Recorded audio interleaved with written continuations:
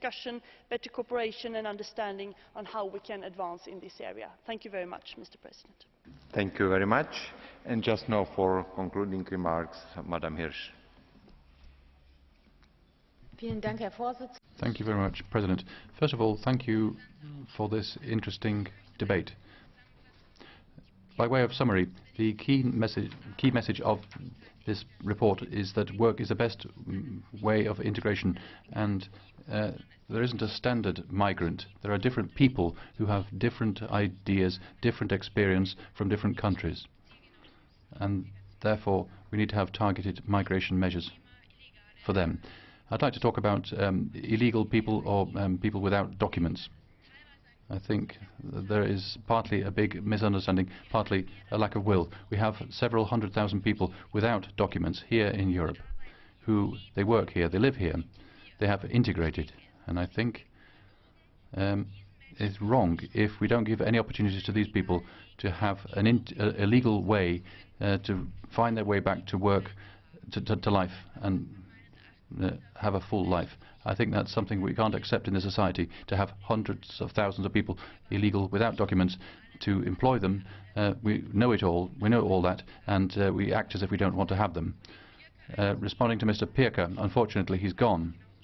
I suppose he read the report just as quickly. I'm not asking for the right to vote for illegal people, but rather for normal legal migrants. The same goes for rejected asylum seekers. Those points are not in this report in that way. I want to make that clear because that's an emotive point. If tomorrow we have a large majority in this report, it's a good signal to the outside world to say we've recognized how a large share of the population within the EU that we need migrants, that they can enrich us. We can make the EU competitive in a globalized world if we all work together. Thank you. Ladies and gentlemen, the debate is closed and voting will be tomorrow at 12 o'clock.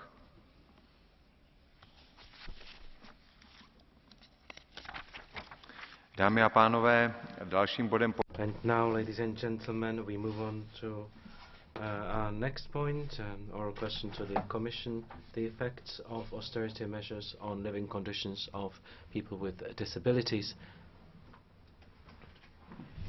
Towards under the Committee for Employment and Social Affairs. The first speaker is Madame Pervenche Beres. You have the floor.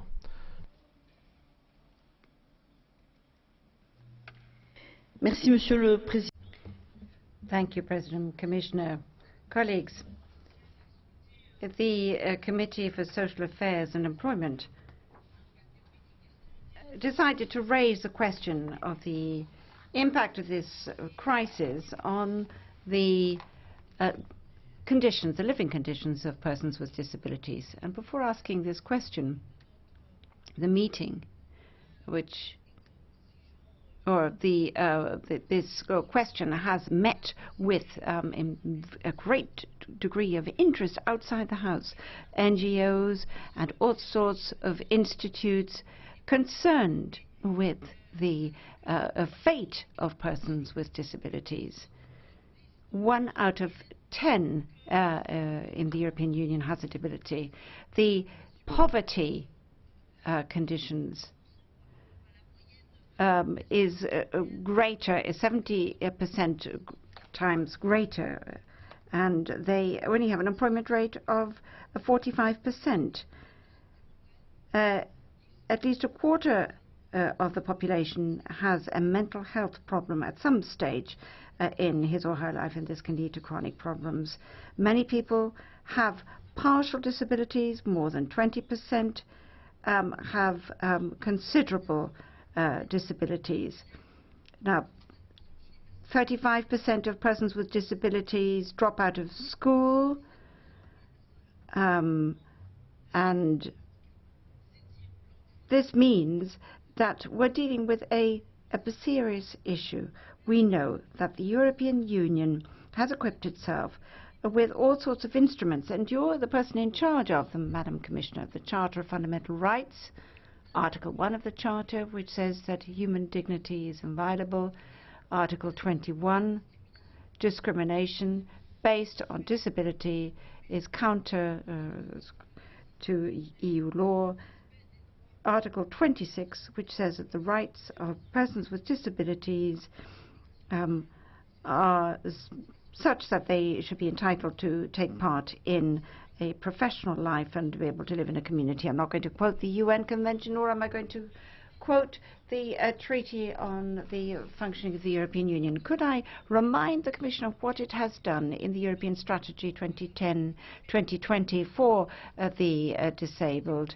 It did state that it wished to guarantee goods and services, including public services, as well as assistance to persons with disabilities. In that same communication, the Commission pointed out that persons with disabilities should be able to fully take part in society, administrative and other barriers should be done away with, services of a decent quality should be available nearby, including personal care.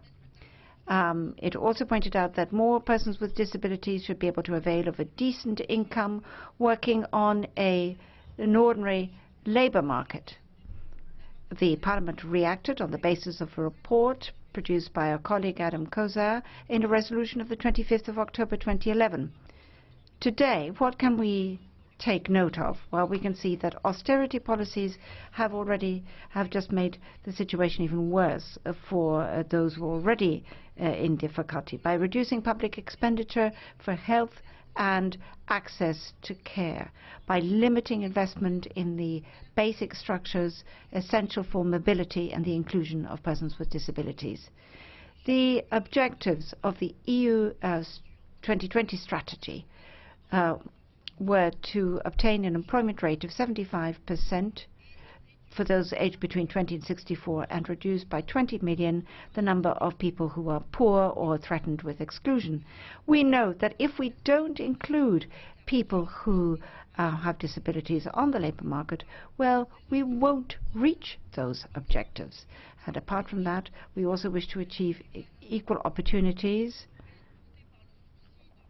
for a society where we are concerned about values, about fairness and equity, so that people with disabilities will be able to live in a decent way, so that we are a Europe of solidarity where we're working for all and taking the interests of all into account, which is why the European Commission must be consistent with the strategy which it adopted and which the European Parliament approved. Maybe here the European Parliament should shed some light on what the Commission could actually implement.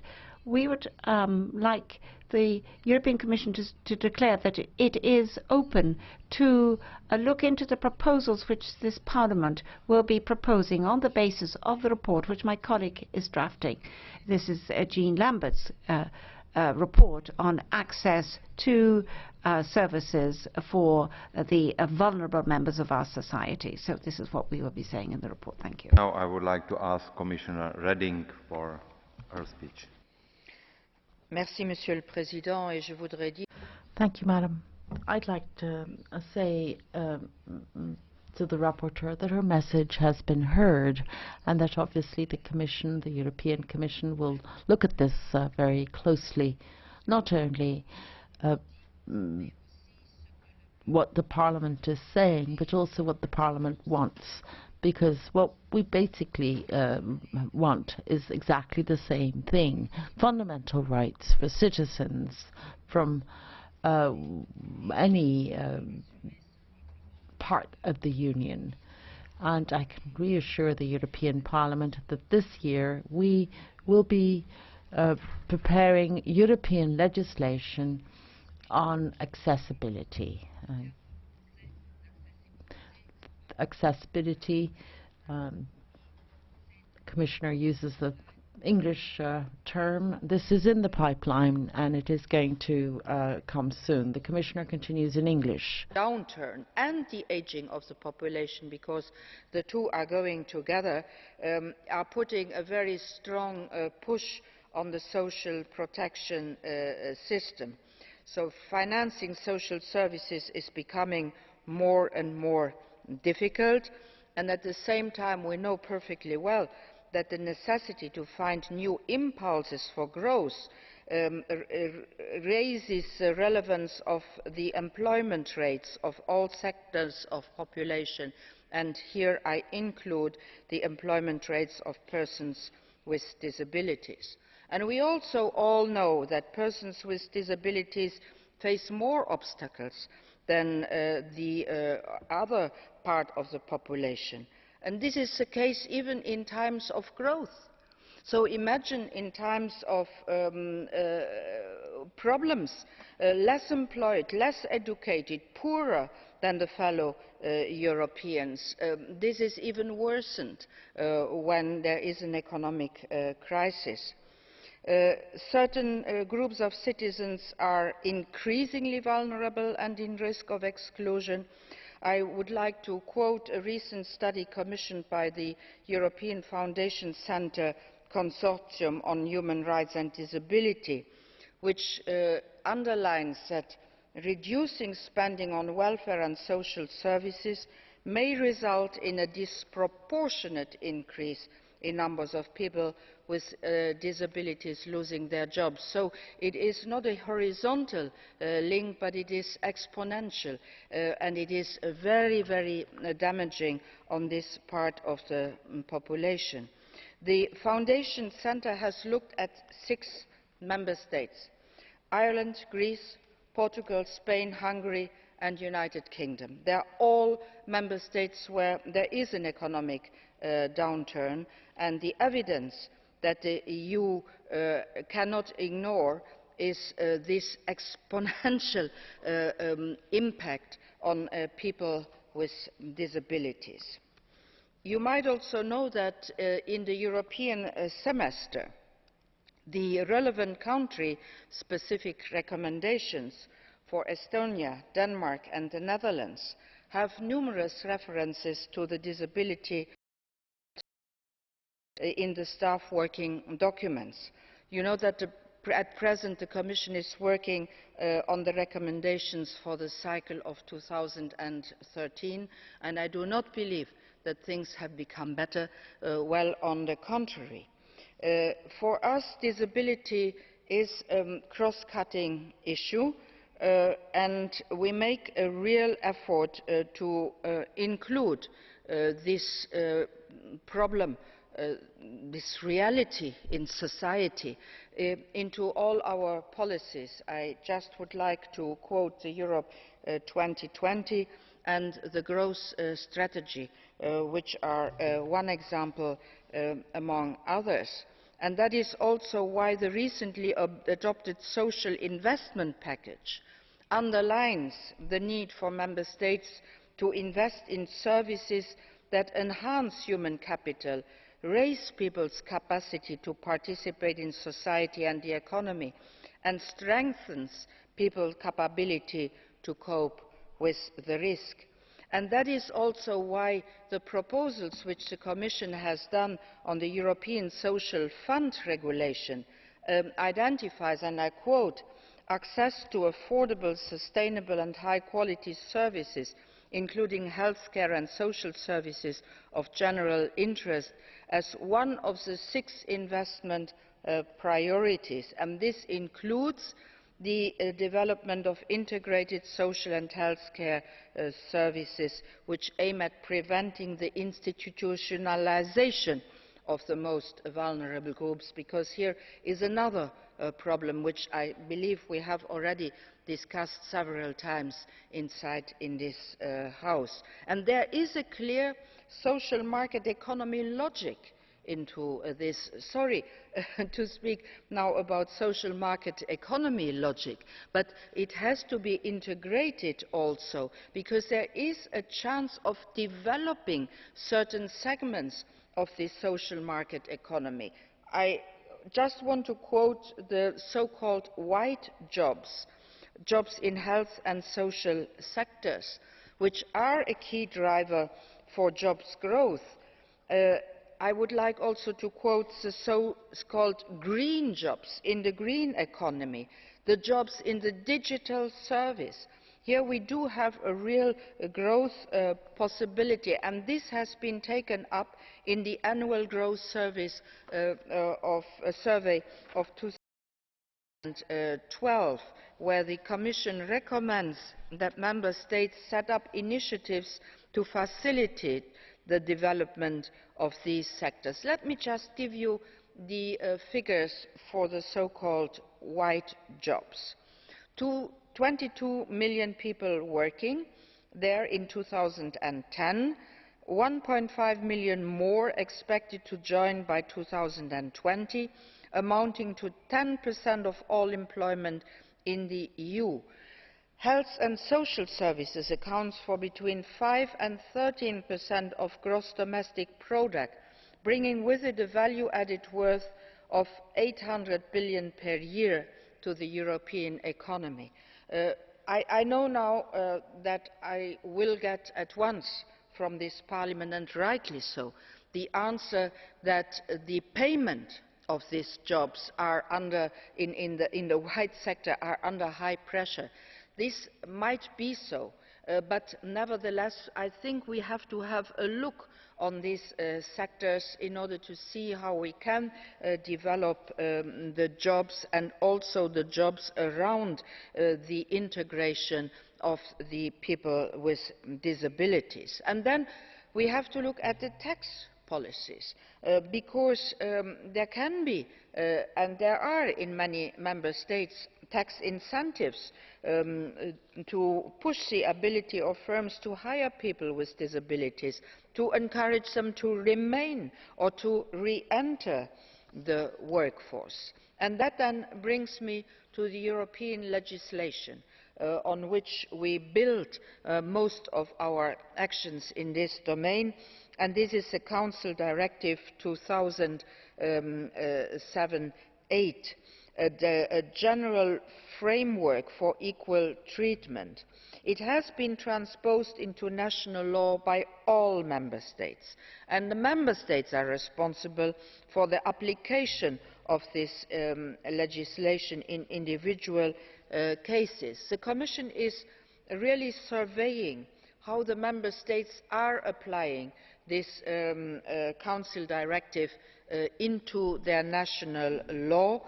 In 2013, that means this year, I will come with an implementation report on this directive, which we then will certainly discuss in this Parliament. I would like to say also a word on the UN Convention on the Rights of Persons with Disabilities. You know that the European Union is a member of this convention, and you know that I have really been continuously pushing Member States of entering this UN convention. Also this year the Commission will publish its first report to the relevant UN committee on how the EU fulfils its obligation under the Convention, and we will at the same time also review the progress of implementing the European Disability Strategy, which the rapporteur has quoted, and where I have said that in the middle of this year we will come with a legal framework for accessibility, which I think will be extremely important, not only for the part of disabled persons but also for the part of age disability, which is growing in our European Union. Thank you very much, Madam Commissioner, for your very detailed report. And maybe I would like to inform you that on my materials here, your speech is planned only for 3 minutes.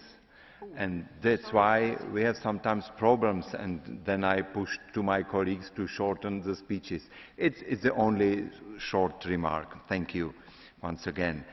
Then for 2 minutes, Mr. Kósa.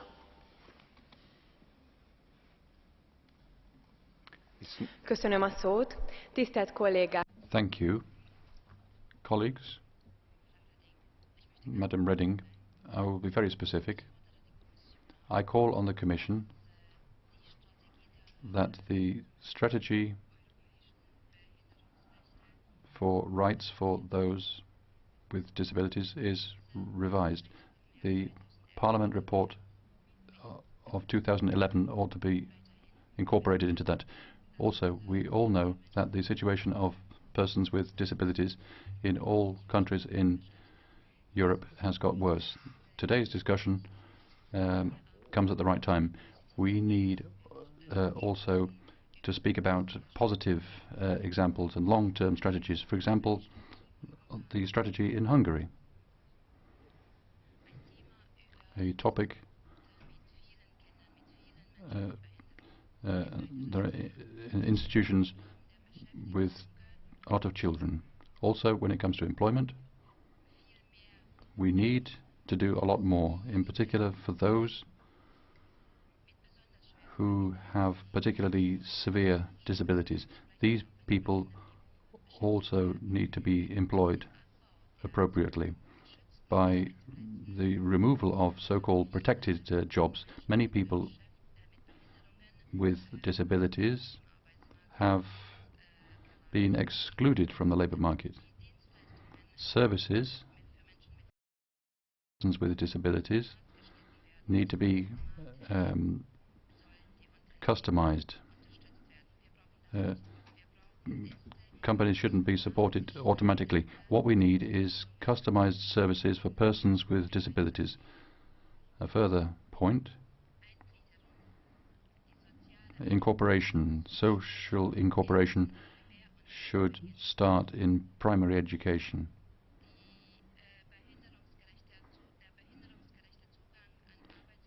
The just access to jobs ought to be supported. All types of disabilities. The access to a job costs less than an iPhone, but without that access, employment won't work. One final point: in the US, in the crisis, 700 billion was spent to stabilize the financial sector, and now what do we have from that? 370,000 persons with mental disabilities are now on the streets. I just wanted to say that that isn't the right way. Active access and incorporation of persons with disabilities. Thank you. Just now for 2 minutes, Madam Gencs. Köszönöm a szót. Sokszor szóvá tettük itt, hogy a gazdasági válság. Thank you. We did actually talk about this at great length. We know that the consequences of the economic crisis is going to affect people who need protection.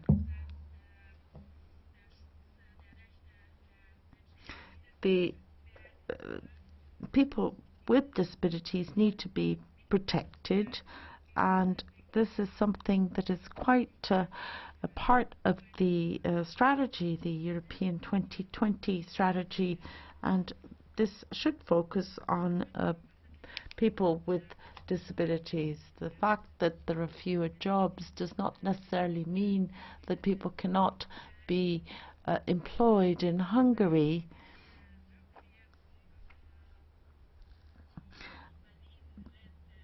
the pensions for disabilities have been dropped, and very often people receive no type of support at all. And that is why I call upon the institutions to check this once again and to see to what extent people with disabilities are being discriminated against because of the cut in the European budget and in the national budget, and what type of measures can be taken to compensate this. Thank you. Once again, for 2 minutes, Madam Harkin. Thank you. Commissioner, at a recent conference on disability in the European Parliament, a colleague of mine, Valerie Moran, who is manager of the Centre for Independent Living in Longford in Ireland, put it very simply when she said, persons with a disability are always more at risk from poverty, and they're always more likely to be in poverty, but under an austerity regime they have no chance. And that's why we have this question down this evening to the Commission, because while the impact on ordinary EU citizens who are living under an austerity regime is very severe, it is much worse for persons who have a disability. And that is why the Commission and the Member States must take proactive steps to ensure that those who have a disability do not become further marginalised. And indeed, that's one of the reasons why the Employment Committee called for social indicators alongside economic indicators in the European semester. Over the past few years in Ireland, we have seen cuts to services, to personal assistant hours, and most recently to mobility allowance. This allowance allowed persons who were unable to walk some opportunity to interact socially and even to go to work, and now many people are at risk of being prisoners in their own homes. But my real fear in all of this is that we will undo many years of good work and dismantle or seriously weaken inclusion policies and structures that we have painstakingly built up. But my biggest fears centre on a number of issues. First of all, persons with a disability will be seen as a burden to the state. At a recent meeting in the Employment Committee, a representative from Belgium spoke of the mindset, now much more prevalent, that sees a person in a wheelchair as a liability. "You take up my tax money" was a comment that was frequently heard. Secondly, we are moving from the social inclusion model to a medical model. Thirdly, carers, and particularly family carers, are overburdened and stressed. And finally, reduced welfare spending, reduced services and higher unemployment among persons with a disability will lead to ever-increasing numbers of persons with a disability living in poverty. Thank you. And just now for 1 minute, Madame Lambert. Thank you. I welcome very much the opportunity to address these questions to the Commission.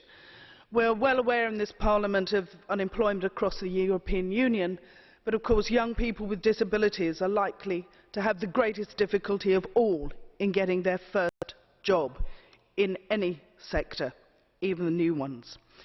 So the accessibility proposal mentioned by the Commissioner will be welcome, but we would also like to see a really strong, active implementation of the anti-discrimination directives already on the statute books.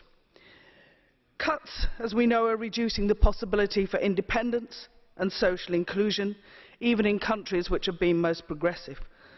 And indeed, as my colleague Marian Harkin has said, there is mounting evidence that people with disabilities face growing hostility in a number of member states.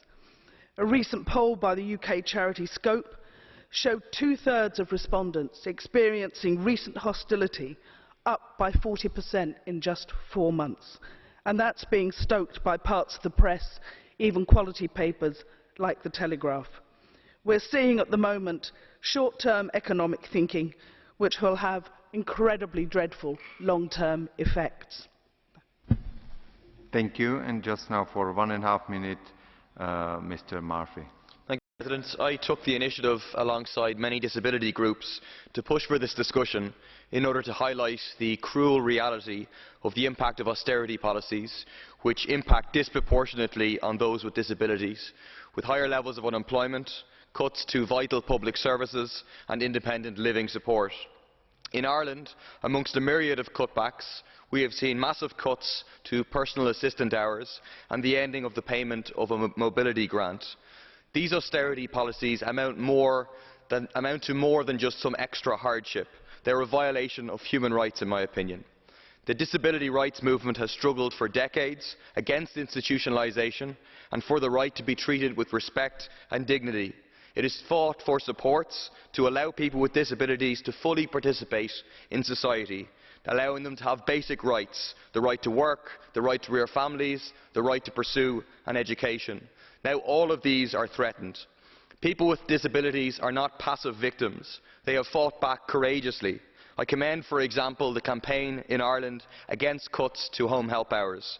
It shows how austerity can be fought through struggle and linking up with the trade union and other movements. All of this is not inevitable. It's a political choice. The political establishments across Europe have chosen to put the banks, to put the rich, to put the privileged ahead of people with disabilities. There is an alternative, which means a break with the which says that the vast wealth held by the major corporations in Europe cannot be touched and the debt owed to the rich bondholders must be paid regardless of the social cost. Thank you. Thank you very much. And just now for 1.5 minutes, Madam Gál-Pelcz.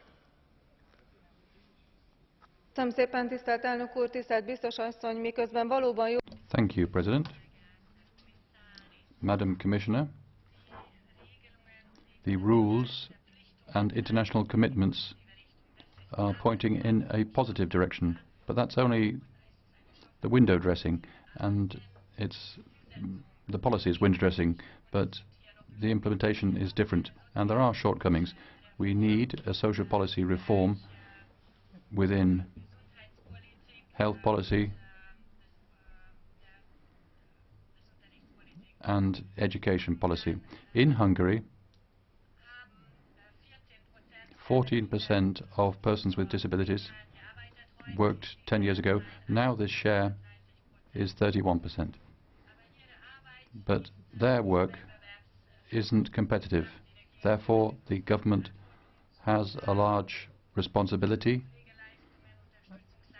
in terms of care, subsidy and direct payments. They are incentives to inactivity, and I think that possibilities need to be created so that persons with disabilities have proper access to the labour market. We must create incentives for employers and public procurement for products for persons with disabilities need to be supported.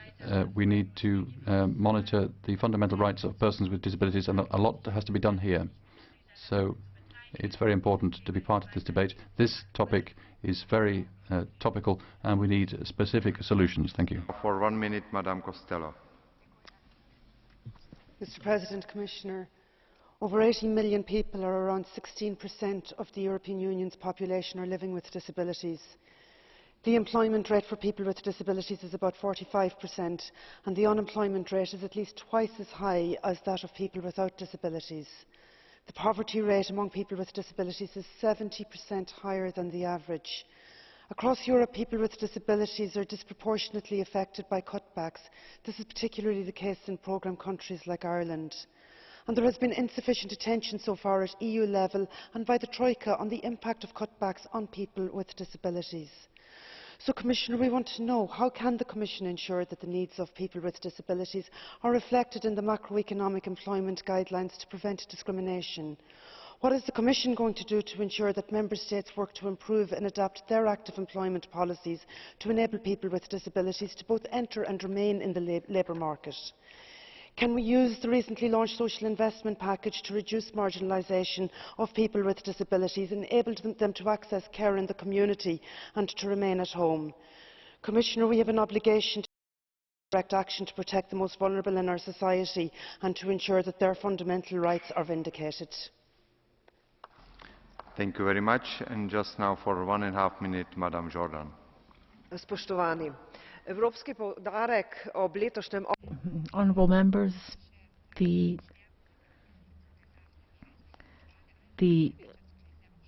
importance, the European Union focused particularly on the economic crisis, and this is a crisis which started in 2008, but now by the year 2010 it also affected many women.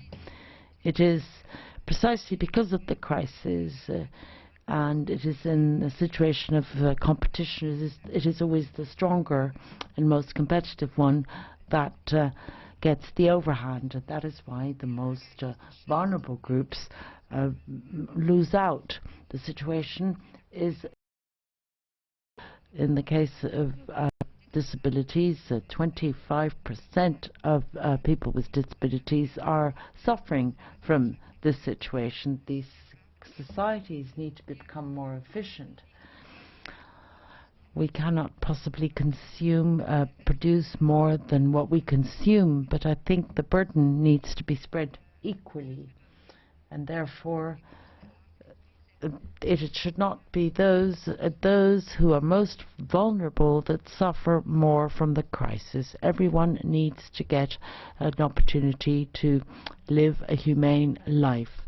We need to look at lower unemployment figures. We need to get fair jobs and fair wages, and we need to have a show of solidarity. This is the best guarantee. Thank you.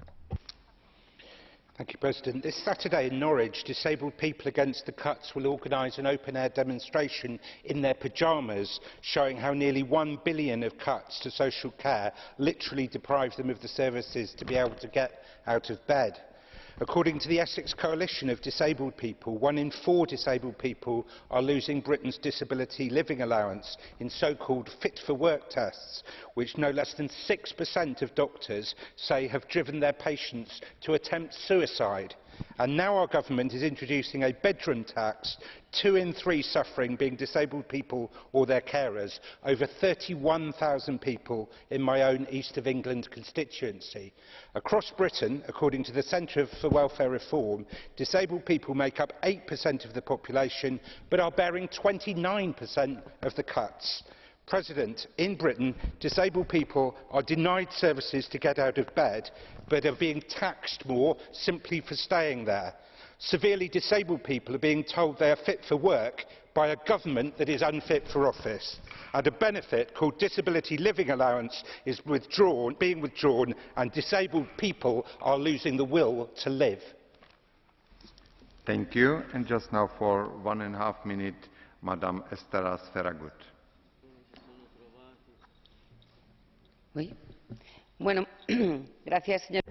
Thank you so much, President.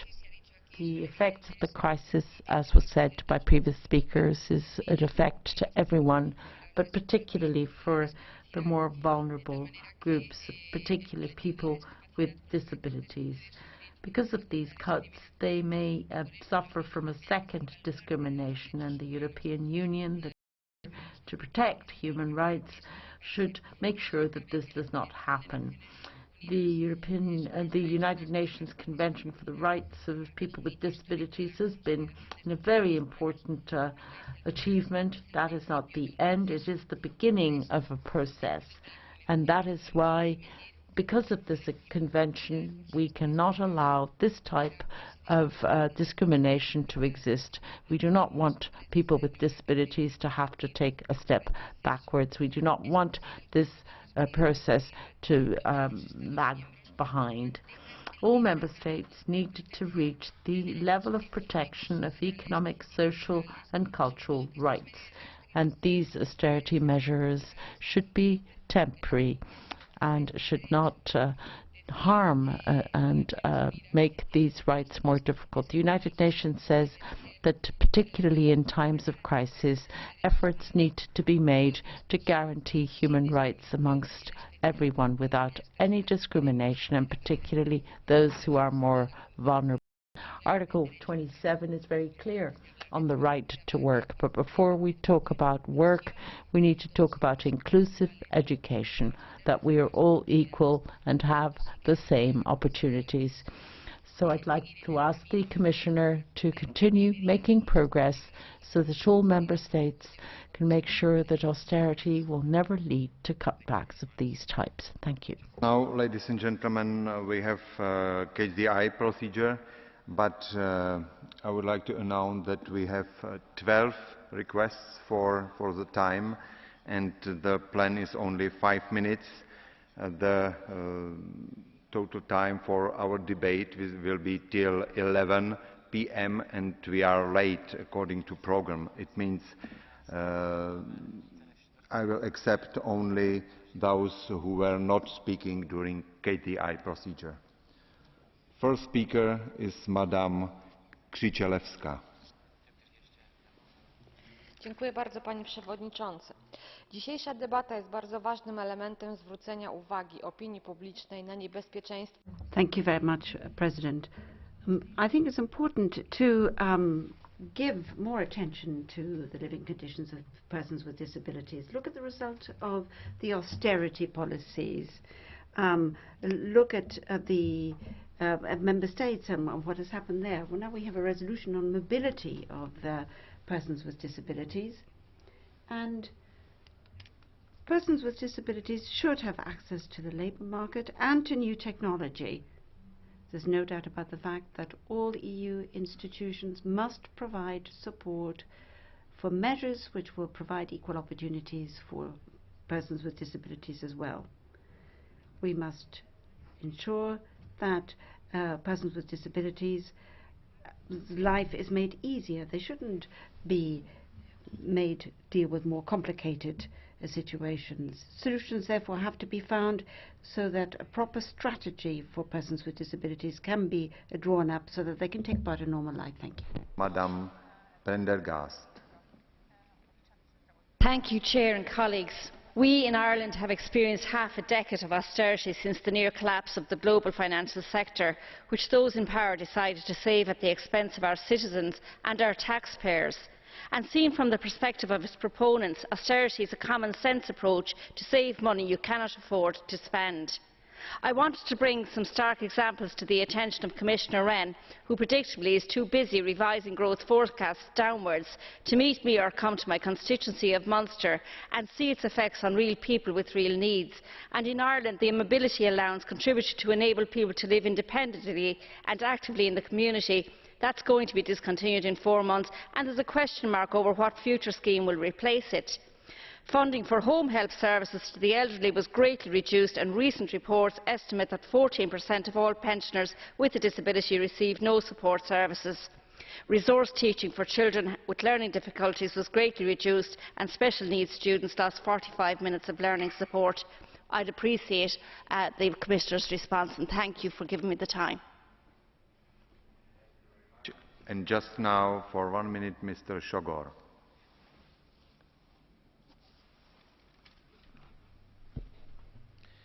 A gazdasági válság negatív következményeinek enyhítése érdekében The negative effects are being felt through savings measures. These savings measures are hitting those groups in society which require protection and can't fend for themselves. It would be useful if the Commission were to come up with best practices and recommendations and encourage Member States and incorporate people more in the labour market. I know that in the new Member States there are even bigger problems in this area than the European average. The increased awareness of the Commission in these Member States is needed more. We shouldn't allow that this group being let down. And now I give the floor to Mr. Mikolášik. Thank you for the floor, Chairperson. The less educated people, vulnerable people, those who are at the risk of exclusion, people with disabilities, especially combined disabilities, physical and mental disabilities, those are the most vulnerable groups of people who during the period of crisis can be the first target, the first to lose job or the first to get into poverty. In other periods without a crisis, these people are still at the margins of the social security system, and I'm glad that now 11:20 p.m. we are still discussing this important task despite the late hour. I appreciate the word of Madam Commissioner, who said that the European Union is a signatory of the Convention on Disabilities, and the European Union is looking for ways to take care of these people. Mr. Papanikolaou.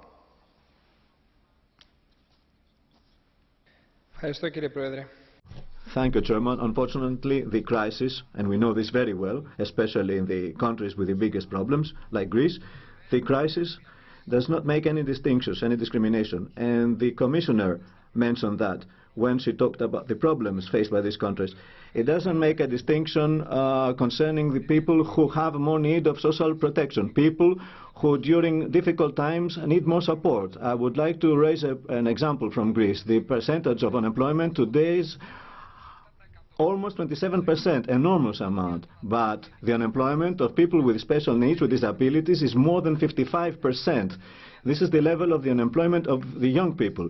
So if somebody, during a crisis, difficult to find a job, for somebody, a fellow person who has mobility problems, mobility disabilities, is next impossible to find a job.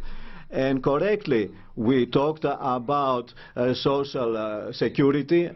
This is something needed, but we need to see practical problems such as work. Many times these people have very big talents, and this could be beneficial for them and for society as well. Thank you very much. Very much. And the last speaker is Madame Zuber.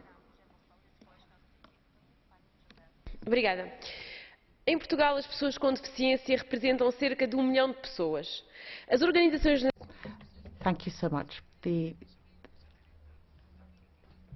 Quite recently, we've looked at the analysis of the study carried out by the European Union, and where a particular agreement was struck, there was more social exclusion and poverty amongst people with disabilities, and we can see that there's also a lack of social help and social assistance because of the increase in the health system's costs. There's also more expense because of the costs of medication. So it is extremely difficult because of to integrate people with disabilities. There are ever more situations where people suffer from starvation and poverty. So the measures that have been taken by the European Commission with the support of the majority groups of this Parliament do not respect the International Convention of People with Disabilities. This is a Europe of good intentions, but that is all. And the specific life of people leads to lack of dignity. I know that you would like to protest, but I'm so sorry. I'm fulfilling all the rules. I would like to give the floor to Madame Reding for the concluding remarks. Thank you, President. The EU disability strategy, which you know very well because it is in place since 2010, helps Member States to promote the social inclusion. And even if the Member States are the ones who are basically responsible for delivering on health and social services, the European Commission helps them to go ahead on this. Take, for example, the level of employment with actions such as the employment of persons with autism spectrum disorders, where we do have a special programme to help Member States to integrate this very specific disability into the normal working programmes.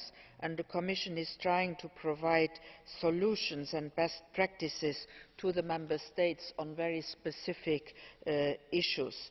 But of course the Commission has to contribute also by itself, and that is why my colleague Andor has presented the social investment package, which the Commission utilises in order to guide the Member States to invest the funds which are available in a much more efficient way towards human capital and social cohesion. The strategy, as asked by Mr. Kosa, will be reviewed this year, and there will be a report on the application of the strategy on the table of this House, with the positive elements and also with what we have not managed to do. And if I say we, I mean the European Union and the Member States. But of course what we are doing is to rechannel the structural funds, not only the structural funds today but also the structural funds tomorrow, because on the regulatory package of structural funds for 2014-2020 we have identified several measures addressing the needs of disabled people, among others, and it has been asked by one of the members of this House, the transition from institutional to community based care, which is a problem in very many of our member states, and also the accessibility, where I have told the House that there will be a proposal on the table. The EU structural funds help the member states in these areas, and the needs tailored models of care and access to personal assistance are inside in the structural funds, so those can be utilised in order to finance these actions. I had said also, and I really do mean it, that we have to have a different view at boosting the services in those areas, because with the ageing population we will be in great need of services, and a whole new development also of jobs can be generated. I count on Parliament to help us and the Member States so that these jobs are for the good of growth and are not jobs which are considered to be minor jobs. They are very important jobs. Thank you, Rapporteur, for the finger which you have put on a very difficult problem, and thank you for all the colleagues in this House who have intervened. The Commission is going to continue to work on this with your help. Thank you very much, Madam Commissioner. Thank you very much to all the speakers. Thank you very much to interpreters. The debate is just now closed. The next daily sitting will be tomorrow on Wednesday 13th from 9 to 2 and afternoon from 3 to 23. Point of order, please. Thank you, Mr. President. Actually, I'm making a point of order on a point of order. You noticed my point of order previously, and as I understand, and so I've had to take issue of this once before, when a president notices a member wishes to make a point of order, they must take that point of order. You're actually beyond your responsibilities in not taking my point of order earlier. And the point of order was that the non-attached element of this House had not had any speech at all, and that you'd given the catch the eye to groups that had spoken numerously. Thank you for your comment. I would like to announce that the program will be published and is to the disposal on internet pages of European Parliament. Daily sitting is closed. Thank you very much.